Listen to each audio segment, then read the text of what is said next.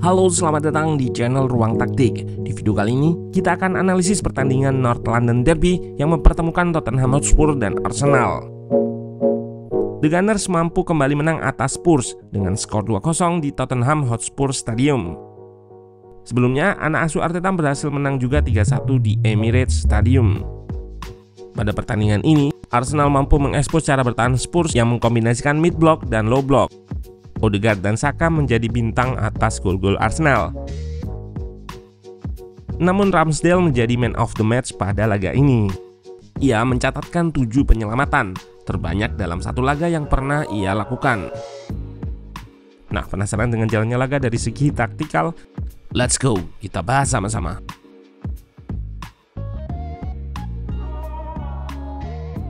Tottenham Hotspur yang diasuh oleh Antonio Conte menggunakan formasi 3-4-3 dengan Kulusevski yang kembali bermain setelah sebelumnya mengalami cedera. Sedangkan Arsenal yang diasuh oleh Mikel Arteta menggunakan formasi pakemnya 4-3-3.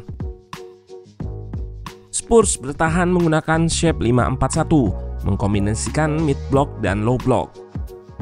Namun di awal babak terlihat masalah Spurs, yaitu intensitas dalam melakukan pressing yang sangat kurang. Hal ini juga lantaran Arsenal sangat nyaman dalam mengeliminasi pressing Spurs.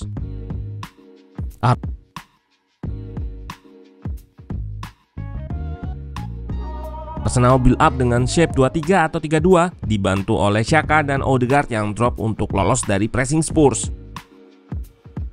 Untuk merenggangkan pertahanan Spurs, Arsenal membuat wide triangle di sisi kiri dan sisi kanan.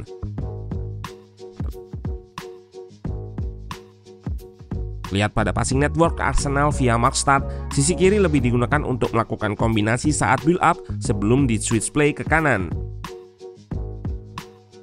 Lalu saat berada di attacking phase atau fase terakhir, The Gunners akan membentuk 2-3-5. 5 pemain terdepan akan menyerang, sedangkan 5 pemain di belakang lainnya akan menjaga rest defense sebagai antisipasi counter attack Spurs. Di sini, Arsenal mengkombinasikan maksimum width dan minimum width, maksimum di depan, minimum di belakang. Arsenal menyerang melalui setiap sisi dengan presentase yang cukup berimbang. Hal ini membuat nggak bergantung pada satu sisi saja. Salah satu cara untuk membongkar medium block adalah dengan mengekspos ruang di belakang backline. Hal itu yang dilakukan Arsenal pada proses gol pertama. Partey mengirimkan trupas kepada Saka di sisi kanan untuk mengekspos ruang tersebut. Hasil crossing Saka mengenai pemain Spurs sehingga terjadi defleksi dan tercipta gol untuk Arsenal. Kesalahan Lloris dibayar mahal.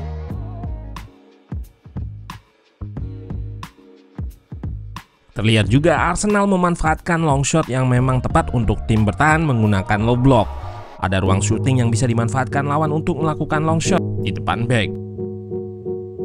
Partey sudah melakukan sebelumnya dan berhasil mencetak gol di Emirates Stadium. Hal ini kembali dicobanya pada laga ini. Yang membuat permainan Spurs nggak berkembang adalah Arsenal melakukan high press yang cukup agresif. Karena Spurs build up dengan shape 3 back, maka Arsenal menggunakan front 3-nya untuk melakukan press. Sedangkan wingback Spurs akan dipress oleh fullback Arsenal. Struktur high press Arsenal adalah 3-1 yang bisa berubah ke 2-2. Prinsipnya adalah man oriented. Hal ini disesuaikan juga karena Spurs menggunakan Lloris untuk melakukan build up, sedangkan Dier agak maju untuk membentuk diamond shape.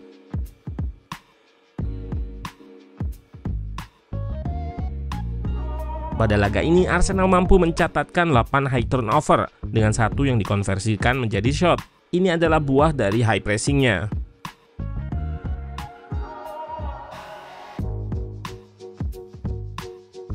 Spurs build up menggunakan 3 back, 2 wing back, dan double pivot. Salah satu cara Spurs untuk lolos dari high press Arsenal adalah dengan Son yang drop dan mengikat Ben White. Karena Spurs menyerang dengan 5 pemain menggunakan wingbacknya, biasanya salah satu dari Saka, Partey, Bukayo Saka, Martinelli akan drop agar Arsenal nggak kalah jumlah dalam bertahan. Pada banyak momen, pemain depan Spurs yang drop seperti Kane atau Son menjadi cara yang ampuh untuk lolos dari press yang dilakukan Arsenal. Seperti yang kita lihat juga pada contoh sebelumnya, Spurs mencoba memanfaatkan kecepatan Sessegnon untuk melakukan counter. Cara Spurs untuk melakukan passing ke pemain yang drop adalah dengan Eric Dier yang maju agar Nketiah mengikutinya dan terbukanya jalur passing.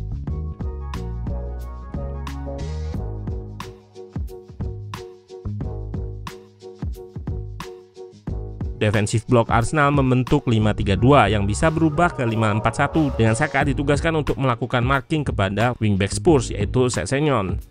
Ini adalah kelebihan winger Arsenal tersebut. Ia nggak malas melakukan track back sehingga Arsenal bertahan dengan shape 5-3-2 agar backline nggak kalah jumlah melawan penyerang Spurs. 3 pemain tengah memproteksi ruang tengah dan 2 pressure terdepan, Odegaard dan Martinelli membatasi pivot Spurs. Di fase attacking, Tottenham membentuk shape 2-3-5 dengan Romero yang lebih naik. Seperti Arsenal, Spurs juga mencoba mengekspos ruang di belakang backline. Dimulai dari aksi Kane yang drop dan pin wide, sehingga ada ruang yang bisa dimanfaatkan Sessegnon untuk mengekspos ruang tersebut. Spurs mendapatkan peluang dari situasi ini, namun bisa diselamatkan oleh Ramsdale. Cara ini terus dicoba oleh Spurs, namun Arsenal mampu mengatasinya dengan baik. Memenangkan duel perebutan bola jadi hal krusial, apalagi di pertandingan derby seperti ini. Perebutan bola atau possession bisa membuat Arsenal mendapatkan situasi transisi dan dimanfaatkan dengan baik. Saliba mampu memenangkan duel udara melawan Harry Kane, dan bola berhasil diterima oleh Partey.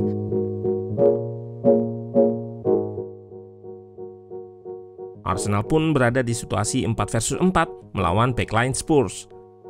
Setelah Partey mengirimkan bola ke Saka, bisa kita lihat juga area tengah Spurs yang kosong akibat Sarr dan Højbjerg yang step up untuk melakukan pressing kepada Partey.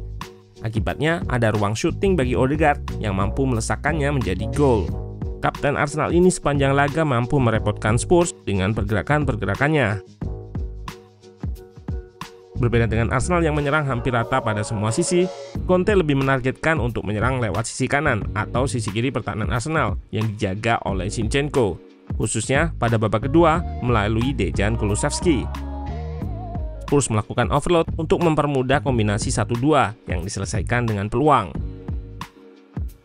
Terlihat juga pada attacking threat versi Opta, di mana anak asuh Conte ini mulai lebih berbahaya pada awal babak kedua. Winger dalam formasi 3 atau 5 back biasanya akan lebih sering bermain di half space. Gabriel yang bermain sebagai back kiri harus menjaga Kulusevski dan harus mengikutinya saat melebar. Hal ini membuat terbukanya jalur passing ke Kane dan Tottenham bisa membuat peluang dari situasi ini.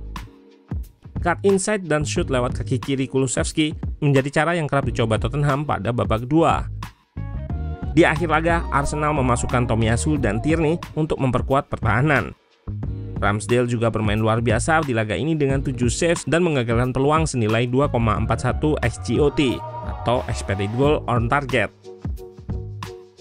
Kemenangan di North London Derby ini membuat Arsenal makin kokoh di puncak dengan keunggulan 8 poin dari rival terdekatnya, Manchester City, yang baru saja kalah di Derby Manchester. Selanjutnya Arsenal akan menyambut setan merah dari Manchester di Emirates Stadium yang juga sedang berada di performa yang sangat baik. Sebelumnya Arsenal kalah di Old Trafford.